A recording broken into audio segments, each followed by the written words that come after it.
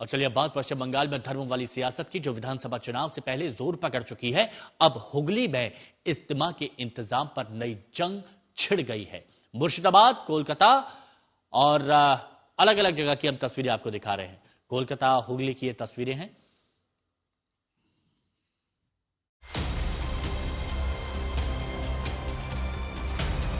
अभी बाबरी मस्जिद पर पश्चिम बंगाल में सियासत सुलग ही रही है कि अब मुस्लिम समुदाय के एक और आयोजन पर सूबे में मजहबी जंग छिड़ गई।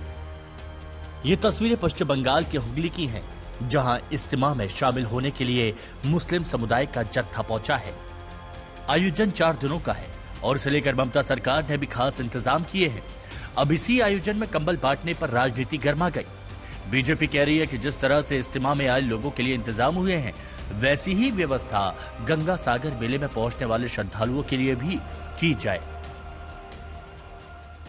गंगा सागर में जितना आएगा ममता बनर्जी, सब लोग को एक एक कंबल आपको देना पड़ेगा।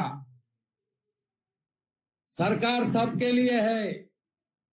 सरकार का 2 आंख है, एक आंख से सरकार नहीं देख सकता है। आप दे दीजिए, कोई दिक्कत नहीं, आई वेलकम।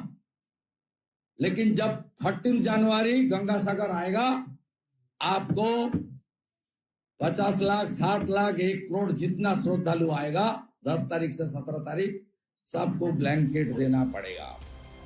टीएमसी पर बीजेपी का हमला उसी तुष्टीकरण वाली सियासत के बहाने है, जिसका आरोप वो लगातार ममता सरकार पर लगाती रही है। हालांकि टीएमसी लगातार ऐसे आरोपों का जवाब भी देती रही है। बंगाल की सियासत में धर्म वाली लड़ाई जोरों पर है। चुनाव से पहले धर्म के मुद्दे पर जबरदस्त तकरार दिख रही है। पहले 6 दिसंबर को मुर्शिदाबाद में बाबरी मस्जिद का शिलान्यास हुआ, फिर कोलकाता में गीता पाठ। इसके बाद कोलकाता में ही ममता बनर्जी ने दुर्गा आंगन की नींव रखी और अब इज्तिमा में इंतजाम पर सियासी उबाल शुरू हो गया।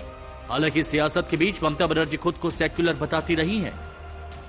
World is one and that is our ideology, that is our theory. We love all the caste, all the creed, all the community, all the religions and all the human beings, and our ideology is humanity.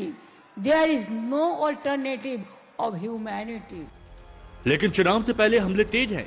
BJP TMC में जबरदस्त तनातनी है। कोलकाता से इंद्रजीत कुंडू के साथ अनुपम मिश्रा, आज तक।